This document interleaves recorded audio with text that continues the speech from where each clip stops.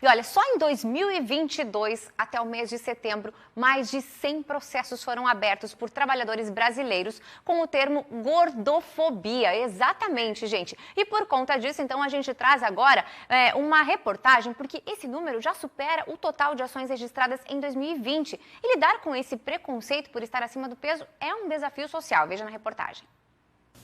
A primeira experiência profissional da Letícia foi marcante.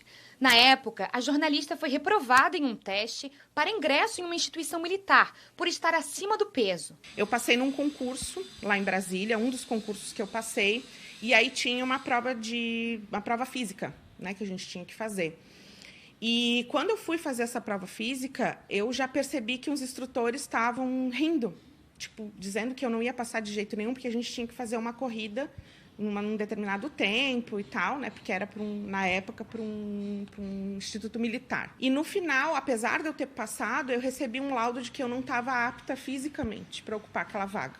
Então, eu passei, fiz toda a prova, fui, né? Estava apta na questão intelectual, passei na prova física, que era que todo mundo estava rindo, desconfiando que eu não ia passar, e, mesmo assim, eu recebi esse laudo dizendo que eu não era uma pessoa indicada para aquela vaga, vamos colocar assim. O episódio aconteceu há 20 anos, mas hoje Letícia poderia ter entrado com um processo na Justiça do Trabalho.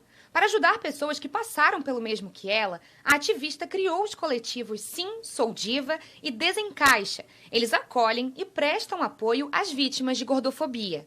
Através dos vídeos, vêm as pessoas que estão passando por situações, se identificam com aquele vídeo, se identificam com coisas que a gente publica, com legislações que estão saindo, com situações, com testemunhos, e elas vêm no privado conversar.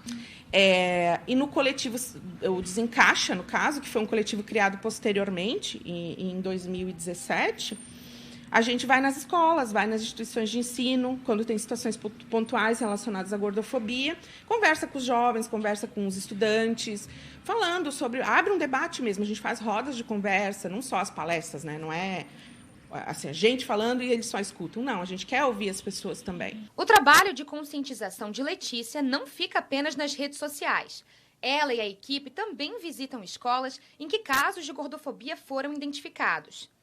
O termo gordofobia, utilizado por Letícia, ainda é considerado novo pela Justiça do Trabalho, mas mostra sua influência por meio dos processos registrados nos últimos anos. Só em 2022, por exemplo, até o mês de setembro, mais de 100 processos foram abertos por trabalhadores brasileiros com o termo gordofobia. Esse número é maior do que todas as ações registradas no ano de 2020.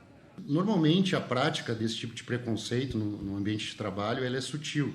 Então, às vezes, é através de brincadeiras indesejadas, às vezes isso acontece por apelidos também, que são pejorativos, às vezes também por determinadas brincadeiras que se faz no ambiente de trabalho e que a pessoa vai se sentindo constrangida até que pode chegar ao ponto dela realmente não gostar mais de continuar trabalhando na empresa, né? Dela pedir, de certa forma, a sua rescisão ao contrato de trabalho, tamanha a exposição que ela está tendo a situações humilhantes. As manifestações desse preconceito, sobretudo nos ambientes de trabalho, podem ser sutis. E é importante entender que o empregador tem a responsabilidade de oferecer um ambiente de trabalho saudável.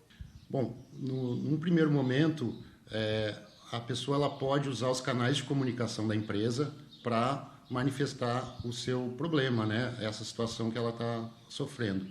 Se isso não for o bastante, se a empresa não tomar nenhuma conduta para corrigir essa situação, aí uma situação extrema é entrar com uma ação judicial. E na ação judicial, claro, cada caso tem que ser examinado pelo advogado, mas normalmente se pode postular tanto a rescisão do contrato de trabalho, rescisão indireta, e aí a culpa seria do empregador, porque ele não proporcionou um ambiente de trabalho adequado, assim como uma indenização por danos morais pelo tipo de constrangimento que ela sofreu durante o emprego. Às vezes as pessoas normalizam determinados comportamentos que não podem ser normalizados. Isso aconteceu muitos anos com o racismo, até o racismo ser criminalizado. Isso aconteceu muitos anos com a homofobia, até se começar a desenvolver leis, né, contra a homofobia e transfobia. Então, é esse caminho que a gente está pegando para criminalizar a gordofobia. Só que, para isso, e essa é a minha tese, é que a gente precisa educar as pessoas.